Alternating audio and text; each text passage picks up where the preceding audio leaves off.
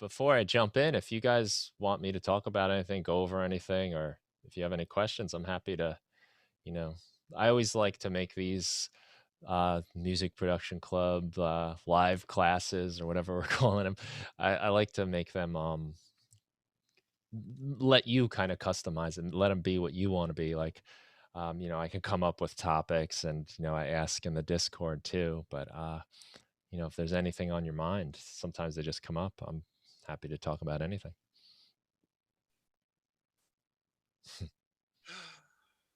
I mean, I don't want to take away for if I don't know the experience level of everybody else in this session.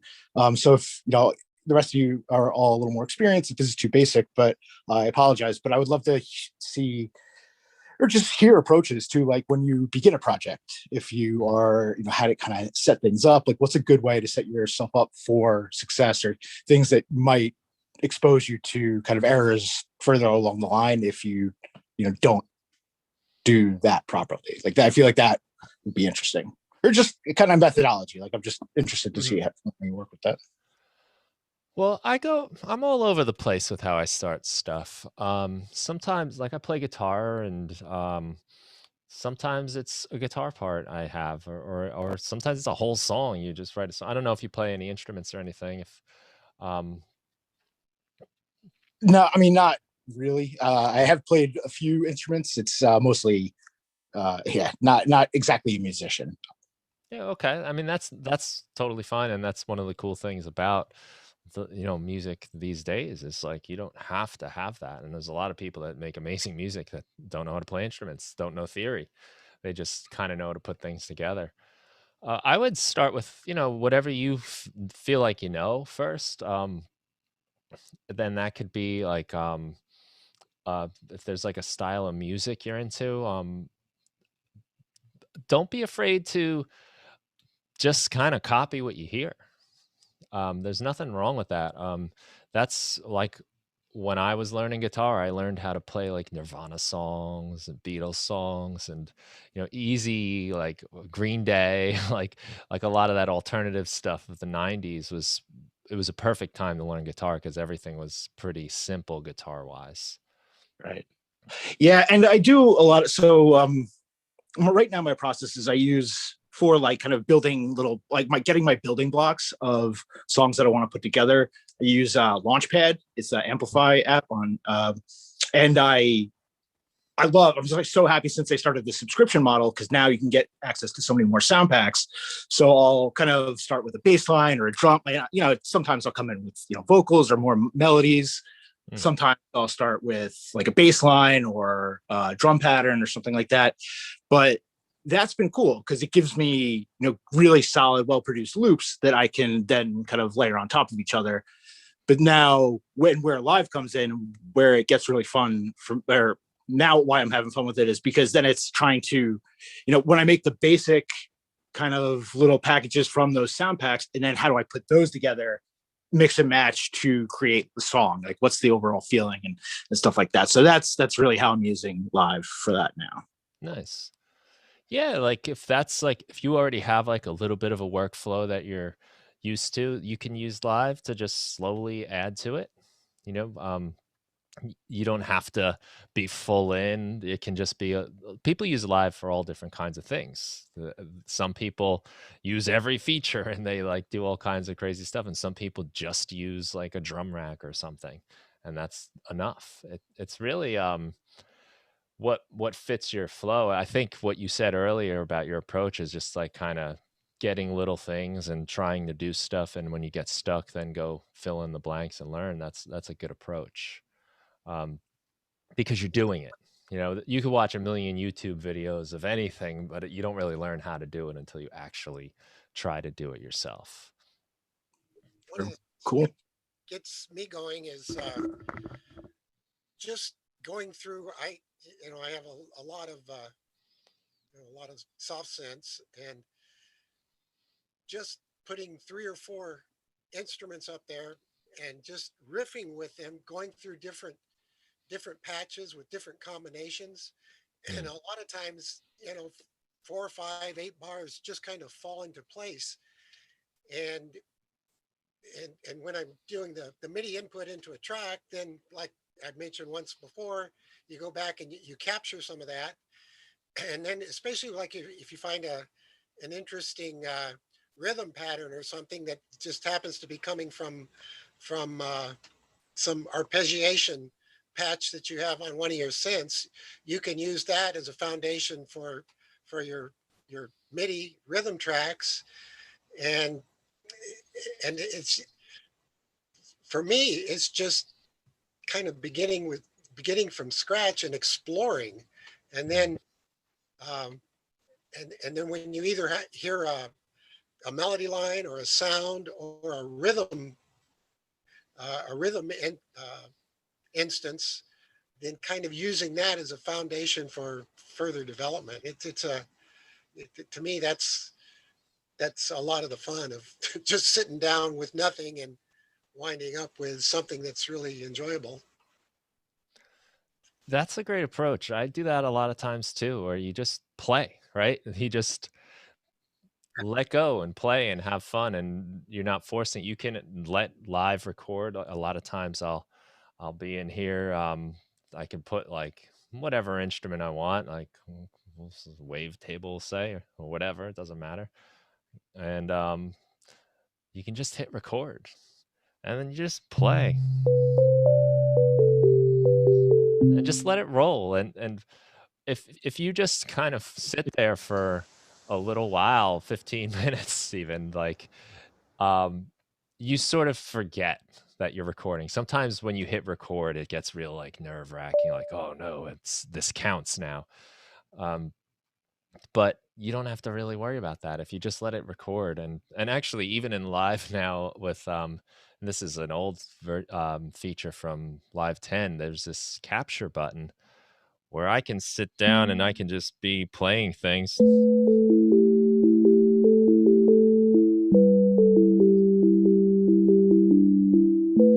I'm like, oh, I like that. I like that. I forgot to record. But you hit capture and there it is. It's right there for you.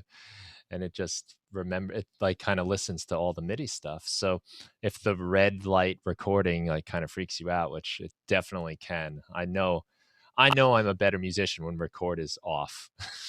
you know. So um using the capture is great, but to just play, like you said, that's like just a great frame of mind to get in, to just explore and just see what you come up with. And if you record, you can listen back to it, and sometimes you'll say, oh, that was a cool little part. Like if it was just like this little section, you can grab that. You can just literally grab it like that, and you can have it to work with. You can bring it, if you hold down the click it and drag it to a clip, and you have it there, and it's something you can work with. um, it's just a nice way. Sometimes I'll just play on a synthesizer or play my guitar and just see what comes out of it, and then listen back, and maybe there's something good in there, and you can use that little bit. One quick question that I have. I've been using Ableton for years, and I know there must be some shortcut that I'm missing. But when you just have a loop, an audio loop, and you want to just cut out, a few beats of it and put it on another, and in the other view, just cut a piece out. How do you do that? Oh, like what I just did a second ago there. Yeah, yeah, yeah. So if you I clicked on it and I'm holding it, right? And I can drag it around if I like. If I then press the tab key, tab is what switches between your two views. Okay. Also, these buttons up here. Yeah, I know that, but like if you have an audio loop on one of your uh you're in the session view now, right? Or you're in arrangement. This is a range right here. Yeah. Right. If you're in the session view, you have a loop going and you just want to cut out, a couple of bars of it and Mm. pop it into the slot below that. Is there a quick way of doing that? I know you define the loop down there just by clicking and dragging.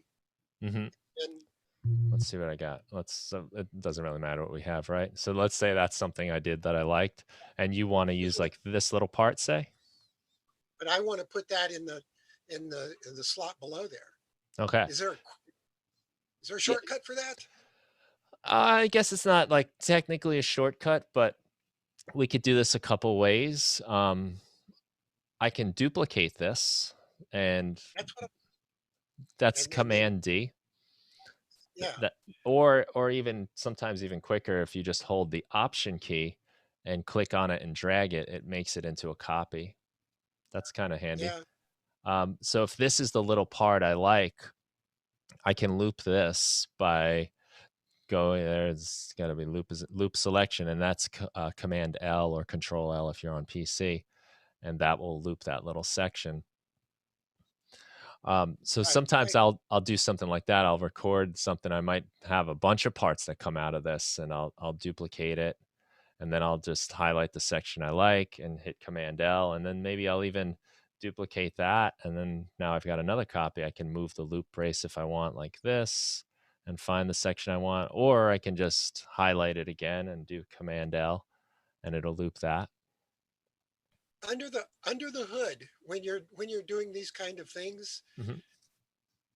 the Ableton itself, as long as you're not going to save in a fashion that saves all of the loops separately, as separate objects. But if these are just loops in your library, it's only associating one instance of that piece, but it knows where your start and end points are within that.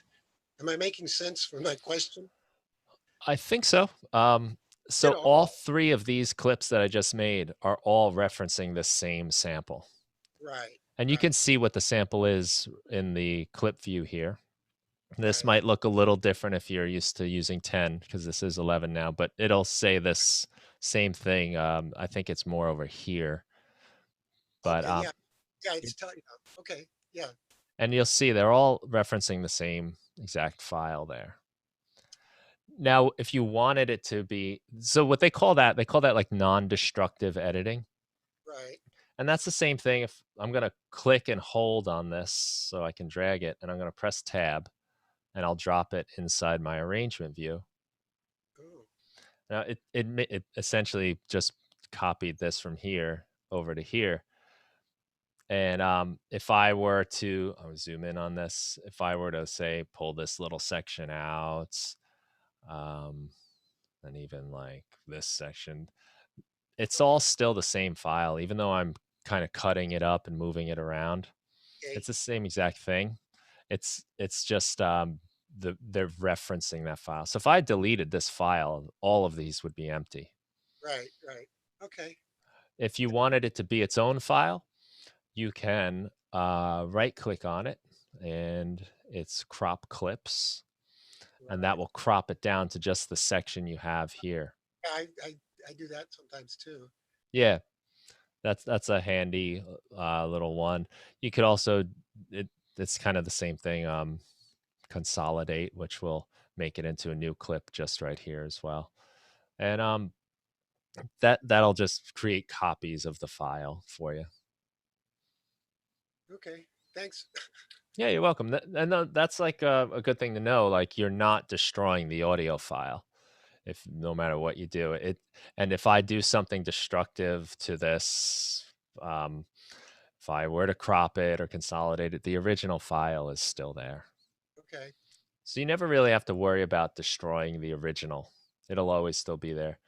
If it's something you recorded in the session, it'll be within the current project you're in. hmm, I haven't saved anything yet, so there's nothing here. So that's never a worry. The only worry is if you actually move the sample itself. If I move the location of this file or I delete it, the next time I open this, Live's not going to know where it is. I know. Yeah, yeah. Everyone goes through that. You get the little orange down here that says media files are missing. Yeah, Yeah. Those are good things to just be aware of, though, because dealing with files and computers and stuff, you have to manage, have a way that works for you and know where stuff is.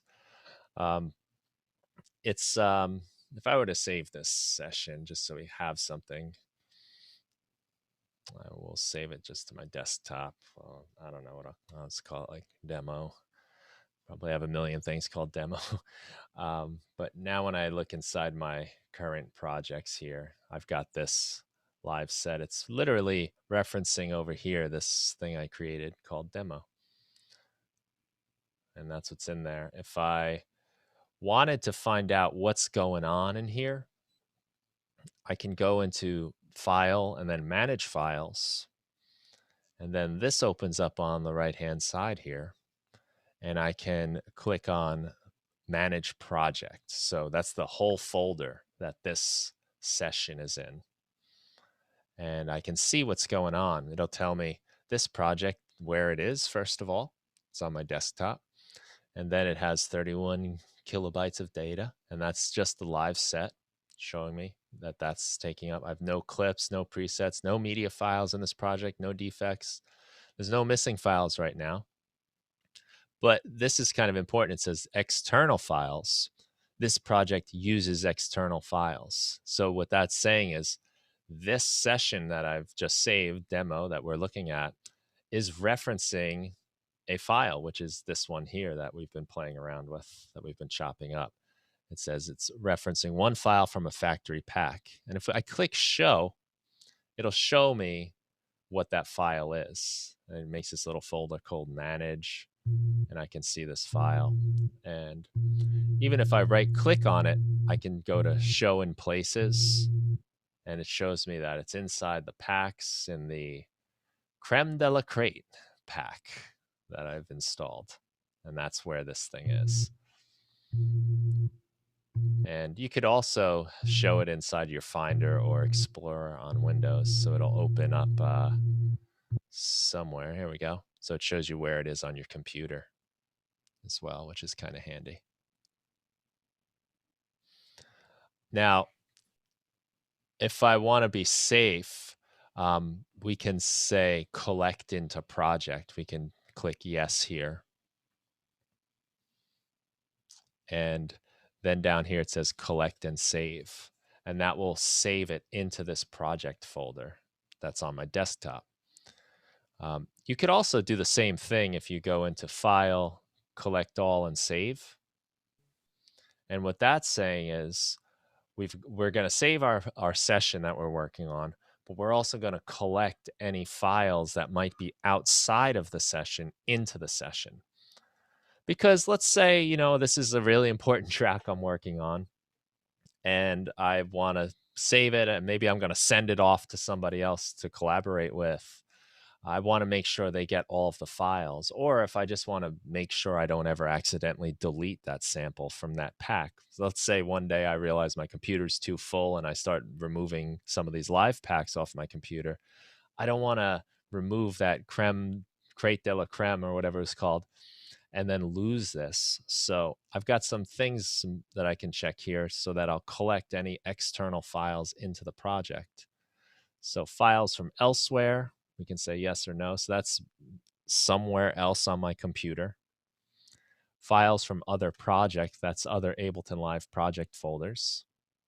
Files from my user library, so that's anything I've saved into my user library here myself. And files from factory packs, which is here, which is actually where that sample is located.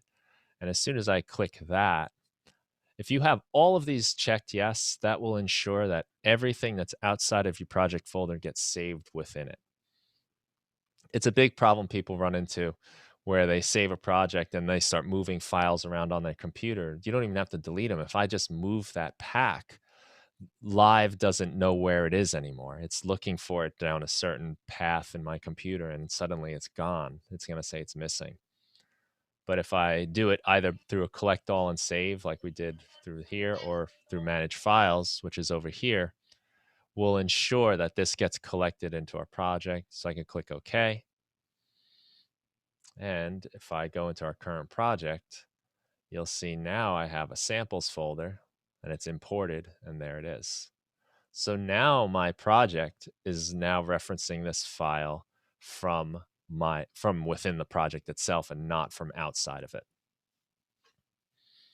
So that's a way to ensure you don't kind of lose things, they don't get lost and you end up with missing files. Brian, do you tend to keep a lot of your files on a separate drive? Because I know that can take up a lot of room if you're collecting everything into one folder. Yeah, so the way I work, I'm using my laptop hard drive on most everything. I use the external drives when I want to back things up, or if I have projects I know I'm not going to need to go to anymore, I'll take those and move them onto an external drive. And in that case, if I'm being smart, I would do collect all and save on each one of those projects, just to make sure like I don't move something and then down the road, if I ever need to get back to it, I'm not missing the files. Are, Um, are, a are lot there of times when I'm backing up like that, when I go into collect all and save, though, I might uncheck like my factory packs or my user library, because that's stuff I Right. kind of know I'm going to keep on my computer. So I don't need to make another duplicate file of that.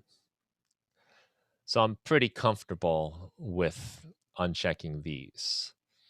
But if you want to play it totally safe, and sometimes that really is the best thing to do, clicking them all will ensure everything that that project needs is within that folder. are there any database tools say you wanted to clean up your drive? Has anyone come up with a tool that you could say, okay, I want to move this particular file or folder and be able to query the database to see if it's in Hmm. use in any of your project folders or project files? I don't know of anything.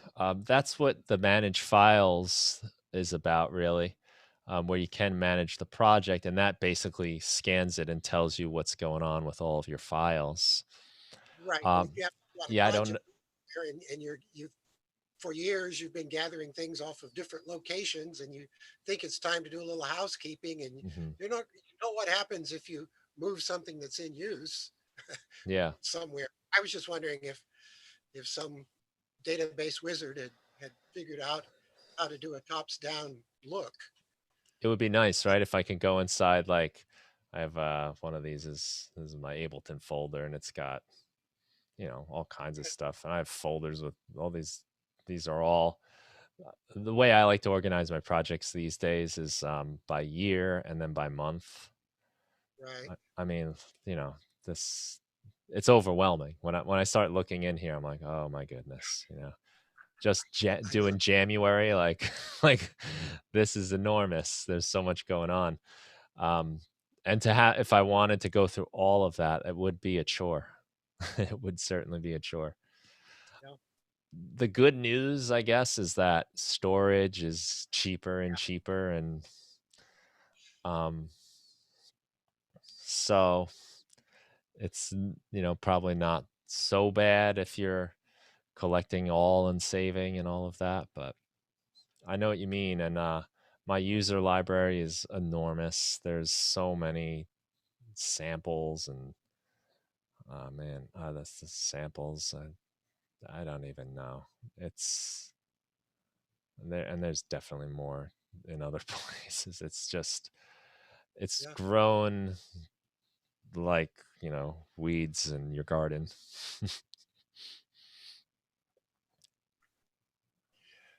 Yeah. And as storage gets larger and larger, and you've been doing it for a long time, Hmm. it gets really messy because you wind up partitioning large drives to reflect the way you've set up your smaller drives, and then you're carrying different projects and different versions of Ableton forward and trying to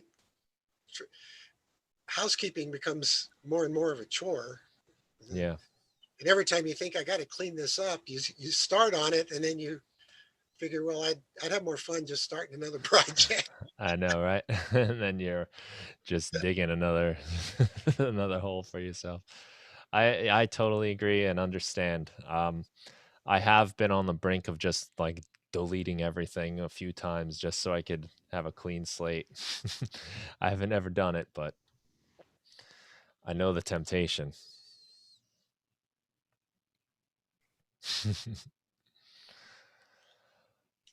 But that's part of the fun, I guess, right? That's the other side of the double-edged sword or something. It's the price we pay for this hobby.